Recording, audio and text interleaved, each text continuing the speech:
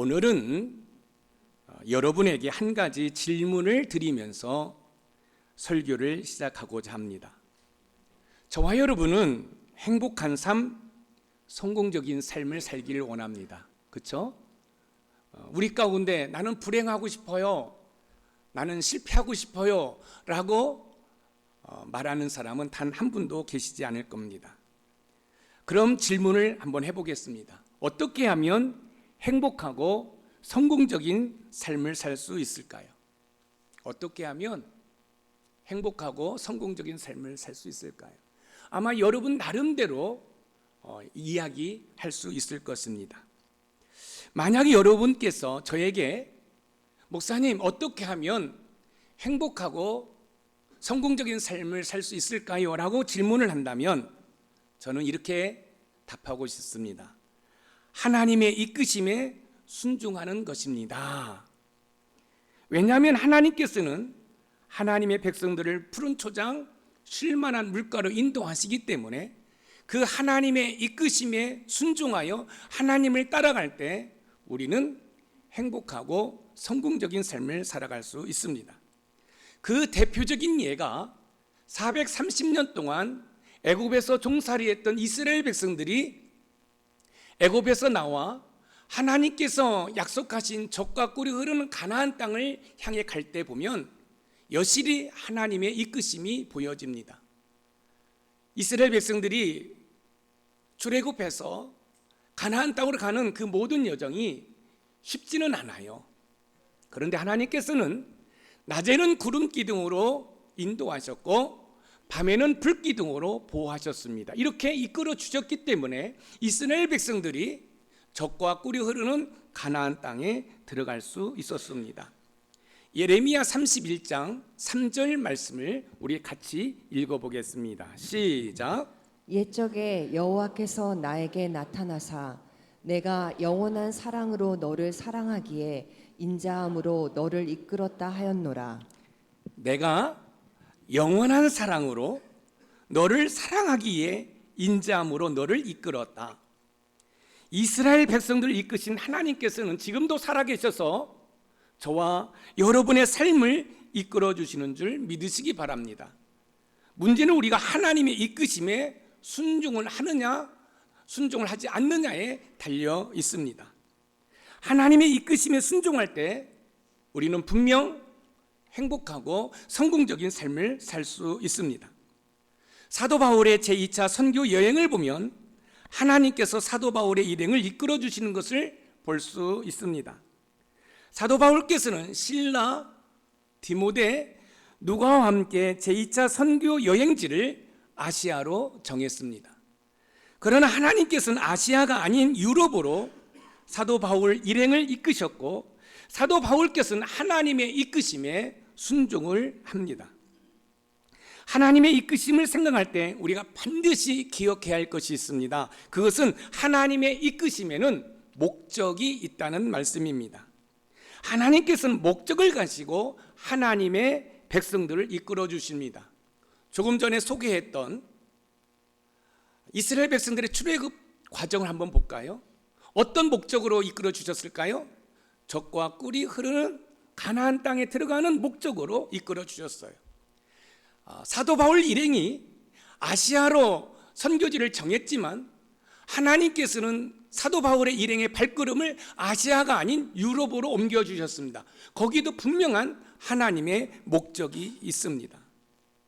오늘 본문에서 우리는 이 사도 바울의 그 아시아를 향했던 발걸음이 유럽으로 향하면서 하나님은 이런 목적으로 사도 바울의 일행을 이렇게 이끄셨구나라는 것을 우리는 알아갈 수 있을 것입니다.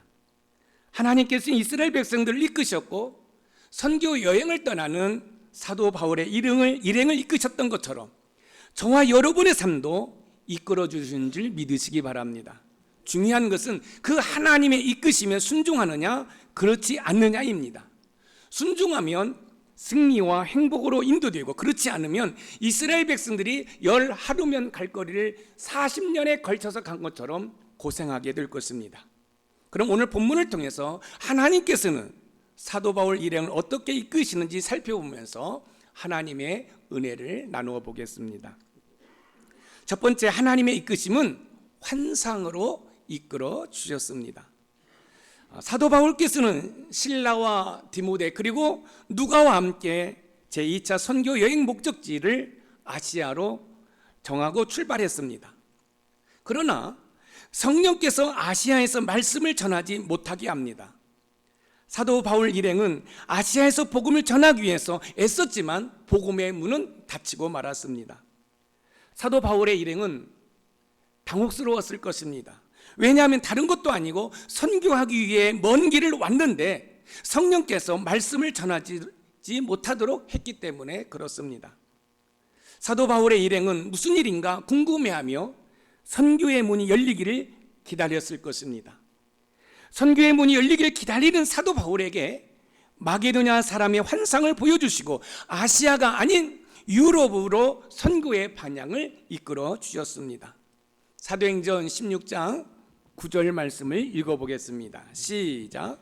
밤에 환상이 바울에게 보이니 마게도냐 사람 하나가 서서 그에게 청하여 이르되 마게도냐로 건너와서 우리를 도우라 하거늘. 밤에 환상이 바울에게 보이니 사도 바울께서는 실라와 디모데, 누가와 함께 아시아로 가서 복음을 전하기 위해서 기도로 준비했고 또 만반의 준비를 통해서 아시아로 향했습니다. 그런데 아시아를 향한 선교의 문이 닫히고 말았습니다. 사도 바울께서 의아했을 것입니다. 우리가 아시아로 가서 복음을 전하기 위해서 이렇게 기도하며 준비했는데 왜 문이 열리지 않지? 그런데 마게도냐, 이 마게도냐는 그리스의 북쪽에 있는 도시입니다. 하나님께서는 아시아가 아닌 유럽으로 이 사도 바울의 발걸음을 이끄셨습니다. 이어서 사도행전 16장 10절 말씀을 읽어봅니다. 시작. 바울이 그 환상을 보았을 때 우리가 곧 마게도냐로 떠나기를 힘쓰니 이는 하나님이 저 사람들에게 복음을 전하라고 우리를 부르신 줄로 인정함이로라. 그 환상을 보았을 때 우리가 곧 마게도냐로 떠나가기를 힘쓰니, 조금 전에 말씀을 드렸던 것처럼 마게도냐는 유럽입니다. 그리스의 북쪽 도시입니다. 사도 바울은 아시아로 향하기를 원했습니다. 아시아에서 복음을 전하기를 원했습니다. 그런데 하나님께는 환상 가운데 사도 바울을 이끄시는데 어디로 이끄시느냐면 유럽으로 이끄셨다는 말씀입니다. 이처럼 하나님께서는 사도 바울을 환상으로 이끌어 주셨습니다. 그리고 하나님께서 말씀하시는 대로 사도 바울께서는 순종했는데 힘써 순종했습니다. 하나님께서는 종종 환상 가운데 하나님의 백성들을 이끄십니다. 사도행전 9장 10절에 보면 사울이 예수님을 다메섹 도상으로 해서 인격적으로 만납니다. 하나님을 만나는 상황 가운데 이 사도 바울이 앞을 보지 못합니다.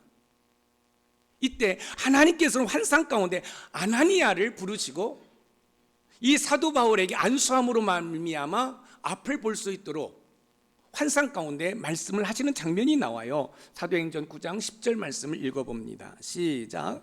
그때 다메섹에 아나니아라 하는 제자가 있더니 주께서 환상 중에 불러 이르시되 아나니아야 하시거늘 대답하되 주여 내가 여기 있나이다 하니. 환상 중에 불러 이르시되, 또한 하나님께서는 이방 사람 고넬료에게도 환상 가운데 말씀하셨어요.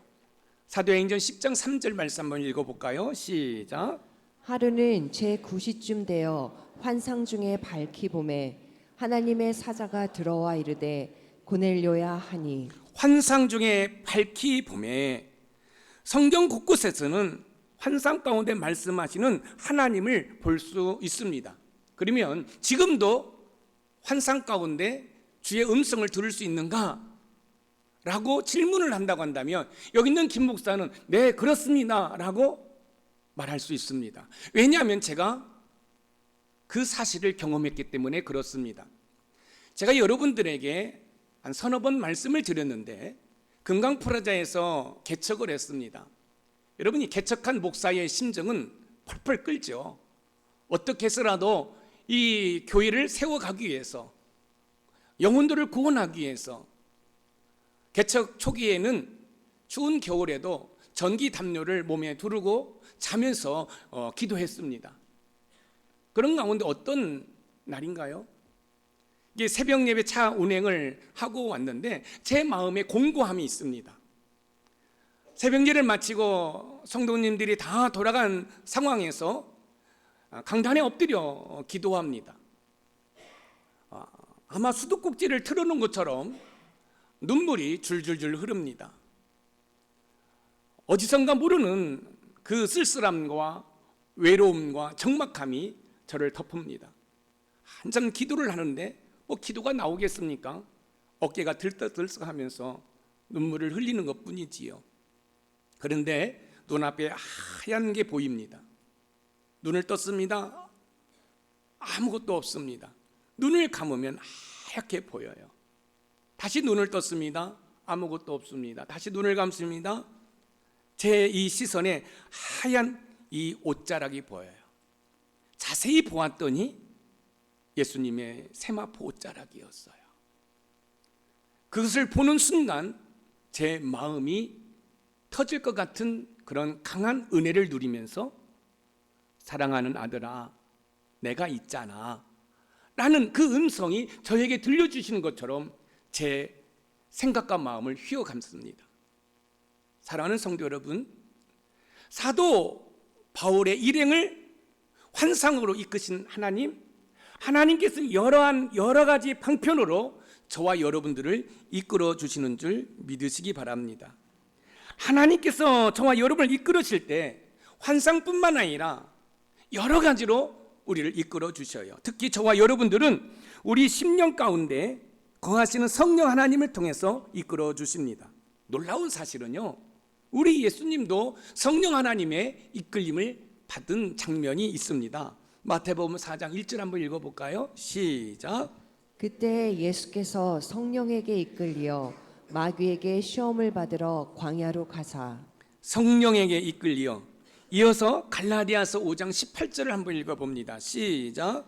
너희가 만일 성령의 인도하시는 바가 되면 율법 아래에 있지 아니하리라. 성령의 인도하시는 바가 되면 하나님께서는 사도 바울을 환상을 통해 이끄셨다면 저와 여러분들은 성령 하나님을 통해 이끌어 주시는 줄 믿으시기 바랍니다. 우리 심령 가운데 거하시는 그 성령 하나님은 기억나게 하고 생각나게 하고 가르치시고 훌륭한 우리의 도움이 되시고 우리의 훌륭한 상담자가 되셔서 저와 여러분들을 이끌어 주시는 줄 믿으시기 바랍니다. 그러므로 우리가 영적으로 민감하여 성령으로 이끄시는 하나님의 그 이끄심에 순종할 때 행복하고 성공적인 삶을 살게 되는 줄 믿으시기 바랍니다. 두 번째, 하나님의 이끄심은 사람에게 이끌어 주십니다. 환상으로 이끄신 하나님께서는 계속해서 사람에게 이끌어 주십니다. 오늘 보면 사도행전 16장 14절 말씀을 읽어봅니다. 시작.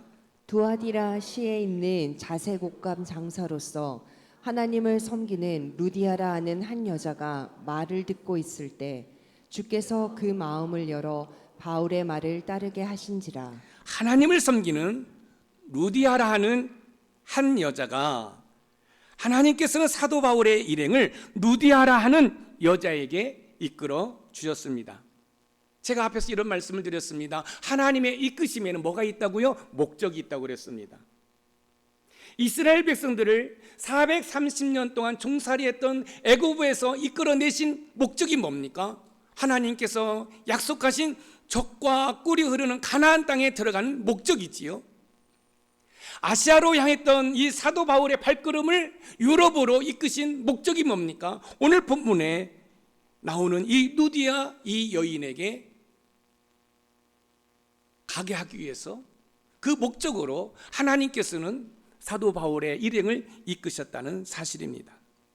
하나님께서는 아시아로 향하던 이 사도 바울의 이 발걸음을 유럽으로 인도하셨고, 또한 이렇게 루디아 이 여자를 만나게 하신 것은 이 루디아 여인에게 복음을 전하도록 하시기 위해서 그 목적을 가지고 사도 바울의 일행을 이끌어 주셨습니다.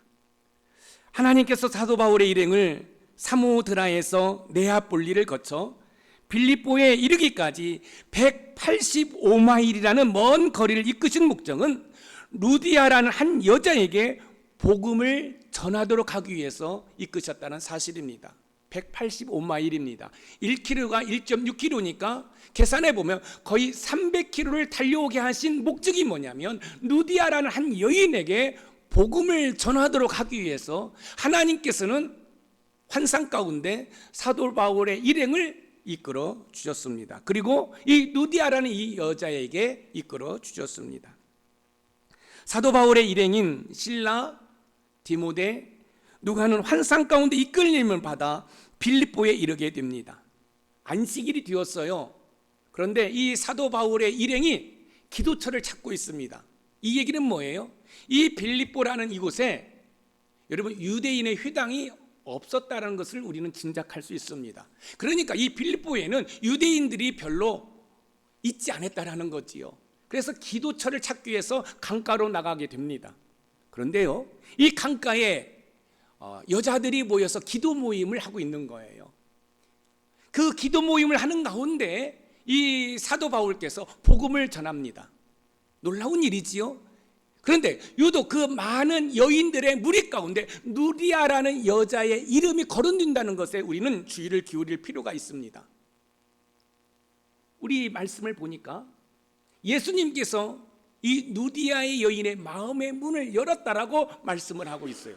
중요한 사실입니다. 우리가 하나님의 말씀을 믿는 것도 내가 스스로가 믿지 못한다는 거예요. 예수님께서 우리의 마음의 문을 열어주셔야만이 우리가 믿을 수가 있는 것이에요.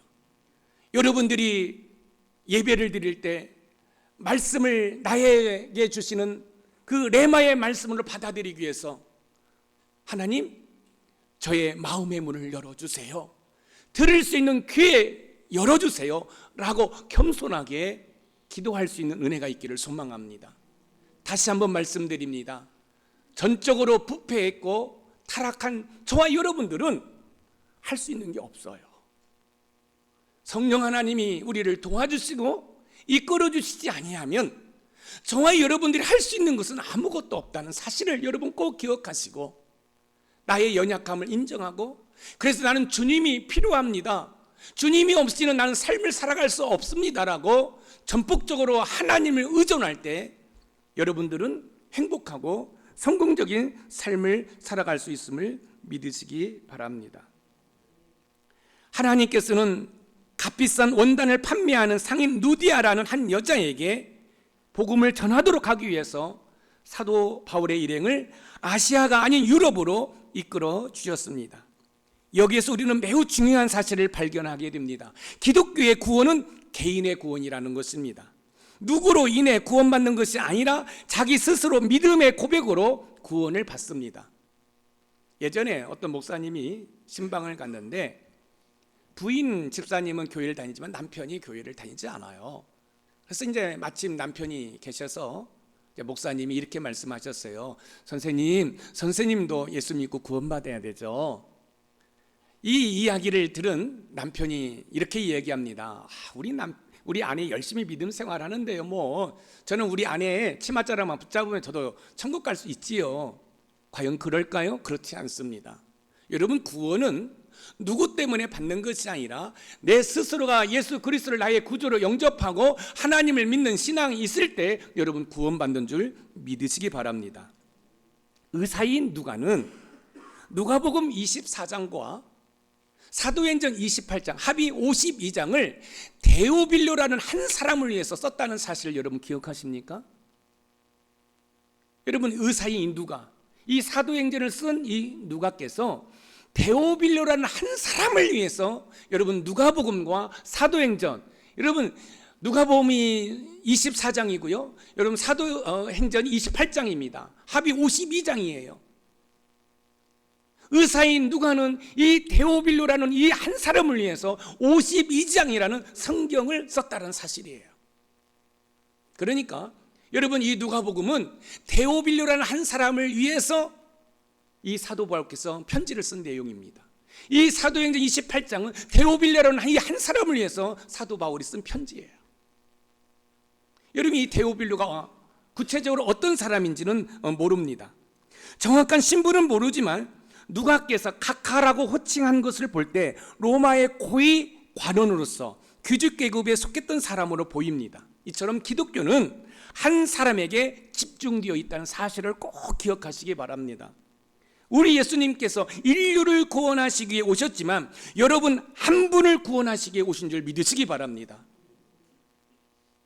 하나님께서는 사도 바울 일행을 자색 옷감 장사를 하는 누디아라는 한 여자에게 이끄셨습니다. 하나님께서는 왜 누디아라는 한 여자에게 사도 바울의 일행을 이끄셨을까요? 그 여인을 구원하기 위해서, 그 여인을 구원하기 위해서 환상 가운데 사도 바울을 이 루디아 이 여인에게 이끌어 주셨습니다. 하나님께서는 하나밖에 없는 독생자 예수 그리스도를 이 땅에 보내주시고 그 예수 그리스도가 대속의 속죄의 제물로 십자가에서 물 한 방울 피 한 방울 남기지 않고 쏟으신 그 이유는 바로 여러분 한 분을 구원하시기 위해서 우리 하나님께서 하나밖에 없는 독생자 예수 그리스도를 보내주신 줄 믿으시기 바랍니다. 사랑하는 성도 여러분, 하나님께서는 여러분 한 분을 구원하시기 위해 하나밖에 없는 아들 예수님을 보내주셨다는 이 사실을 여러분이 스스로 믿으실 때 여러분의 자존감이 커지게 될 것입니다. 아하, 만군의 여호와 하나님, 창조자 하나님이 나 같은 한 사람을 구원하시기 위해서 하나밖에 없는 독생자 예수 그리스도를 나에게 보내주셨다, 이 사실을 믿을 때 이야, 내가 너무너무 귀한 존재구나, 내가 예수님짜리 인생이구나, 하나님에게는 내가 얼마나 소중한 사람인지 내가 이제 알았구나, 이럴 때 여러분 자존감이 커지게 되지요. 여러분, 우리의 자존감은 많이 배운 것으로, 많이 가진 것으로 세워지는 것이 아니라 예수님을 깊이 사랑하면, 그래서 내가 어떤 존재인지 알면 여러분의 자존감이 커지게 되는 줄 믿으시기 바랍니다. 이럴 때 여러분의 자존감은 커지고, 그래서 여러분들은 긍정적이고 진취적이고 소망적인 삶을 살게 되는 줄 믿으시기 바랍니다. 하나님의 이끄심에 순종함으로 행복하고 성공적인 삶을 살아가는 우리 높은 산 샘물의 모든 가족이 되기를 주님의 이름으로 축복합니다. 마지막 세 번째, 하나님의 이끄심은 쉼으로 이끌어 주십니다. 환상으로 이끄신 하나님께서는 계속해서 사람에게 이끌어 주셔서 쉼을 누리도록 하십니다. 오늘 보면 사도행전 16장 15절을 읽어보겠습니다. 시작. 그와 그 집이 다 세례를 받고 우리에게 청하여 이르되 만일 나를 주 믿는 자로 알거든 내 집에 들어와 유하라 하고 강권하여 머물게 하니라. 내 집에 들어와 유하라 하고 강권하여 머물게 하니라. 사도 바울 일행이 전한 복음을 듣고 회심을 한 루디아와 그의 온 가족이 세례를 받습니다. 세례를 받은 후 사도 바울과 함께한 실라, 디모데, 누가를 자기 집에서 쉼을 누리도록 합니다. 거의 300km가 넘는 길을 달려온 사도 바울 일행을 자기 집에 들어와 머물게 합니다. 한 사람도 아닌 네 사람에게 편의를 제공한다는 것은 루디아가 복음을 들은 이후에 선교사인 사도 바울 일행에 대한 생각이 너무너무 따뜻하게 달라졌다라는 사실을 우리는 볼 수 있습니다. 하나님께서는 선교 여행으로 힘들고 지쳐있는 사도 바울의 일행을 쉼으로 이끌어 주셨습니다. 긴 여행을 해보신 분들은 아실 것입니다. 긴 여행 가운데 몸이 지치면 맛있는 음식은 뒤로 하고 잠을 푹 자고 싶은 욕구로 가득 찹니다. 그렇죠? 아무리 맛있는 음식이 있어도 뭐예요? 다 거부하고 자는 것을 원하지요. 잠을 푹 잔 후에 맛있는 음식으로 허기진 배를 채우면 육체적, 정서적 도움뿐만 아니라 영적으로 도움을 얻게 됩니다. 하나님께서는 선교 여행으로 지쳐있는 사도 바울의 일행을 이 누디아라는 이 여인에게 인도해서 안식, 쉼을 누리도록 하셨다는 사실입니다.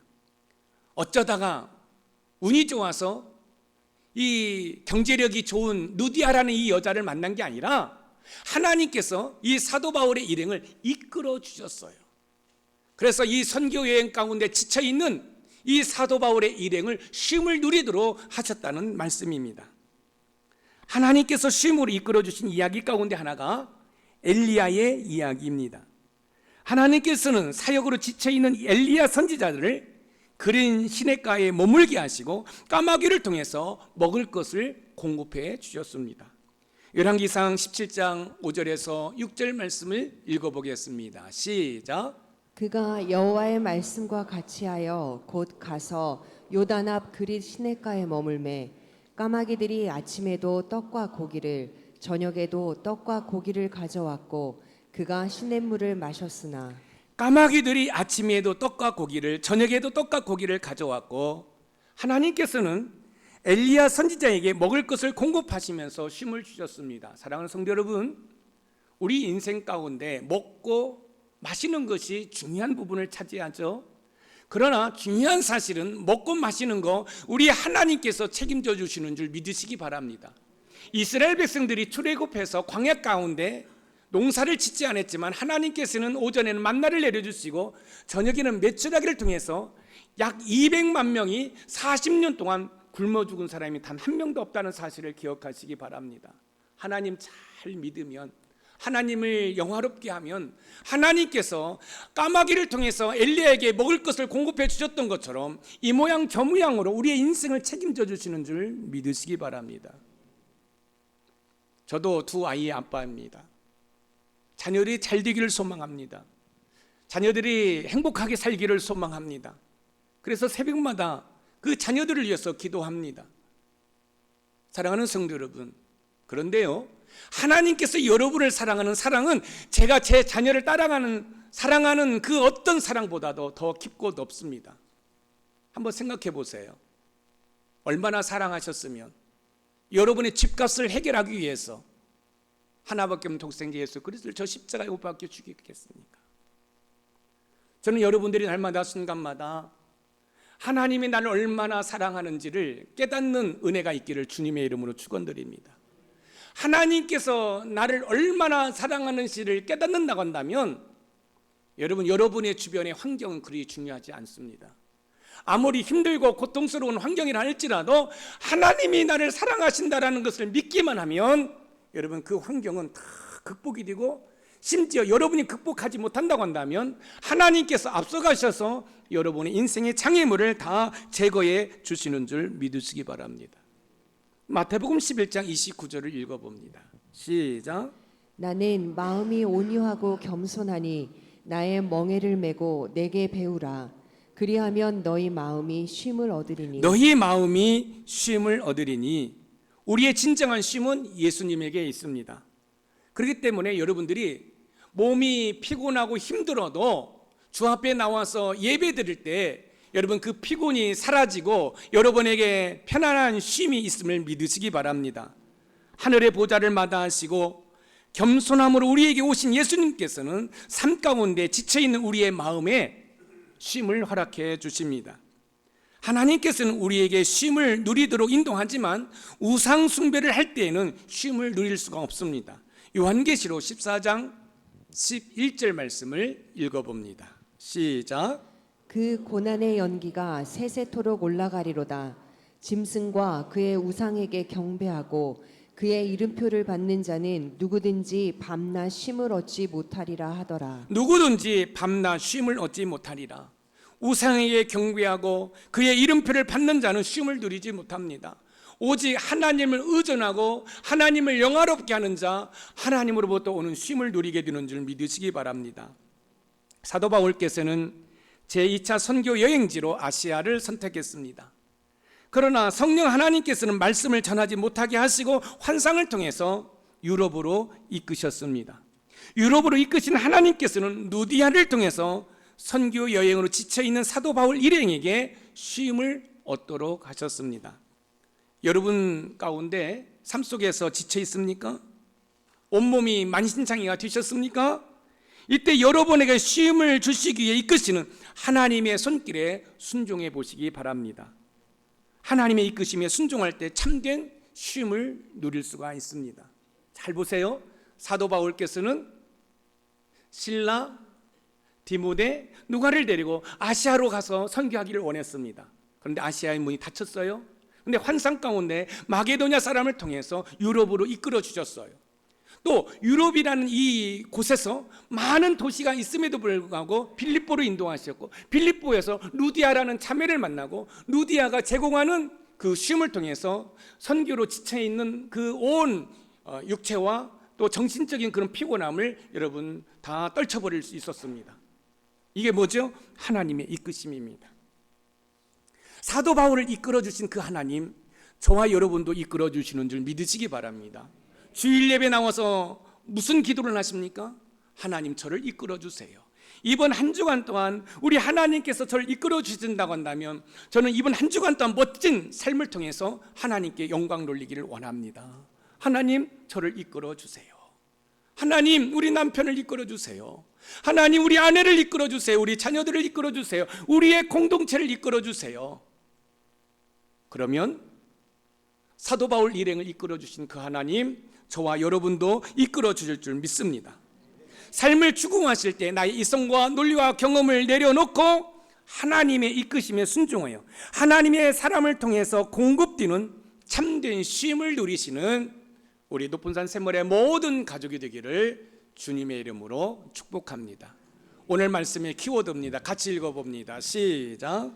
하나님께서는 환상으로 사람에게 이끌어 주시고 그 이끈 사람을 통해 참된 쉼을 제공해 주신다. 여러분, 우리가 지쳐 있을 때요, 남편이든지 아내든지 자녀든지 아니면 옆에 있는 친구로부터 쉼을 누릴 때가 있잖아요. 여보, 오늘 하루도 수고했어요. 얘들아, 야, 너희들 이번 주 참 힘들었지? 제가 오늘 설교하기 전에 우리 성남노예를 잘 마칠 수 있도록 모든 성도님들의 기도와 헌신 진심으로 감사드립니다 라고 제가 말씀을 드렸잖아요. 아마 그럴 때 주방에서 주차 안내로 이 모양 저 모양으로 애쓰셨던 우리 성도님들의 그 마음에 약간은 쉼이 있었을 줄 믿습니다. 그렇습니다. 여러분, 우리가 주님으로부터 쉼을 누리는 것도 중요하지만 때로는 우리 지체들을 통해서 쉼을 누릴 때 그 쉼이 정말로 행복하다는 사실입니다. 그런데요, 한 가지만 여러분한테 부탁드리겠습니다. 내가 쉼을 누려야지가 아니라 누군가가 나를 통해서 쉼을 누리게 해야지 라는 생각을 했으면 좋겠습니다. 내가 우리 남편으로부터 내가 쉼을 누려야지, 내가 내 아내로부터 쉼을 누려야지가 아니라 내 아내가 나를 통해 쉼을 누려야 해요. 아멘. 우리 자녀들이 나를 통해서 쉼을 누려야지, 이런 생각을, 이타주의의 삶을 추구할 때 우리의 공동체는 좀 더 여유롭고 행복하고 따뜻하고 그럴 줄 믿습니다.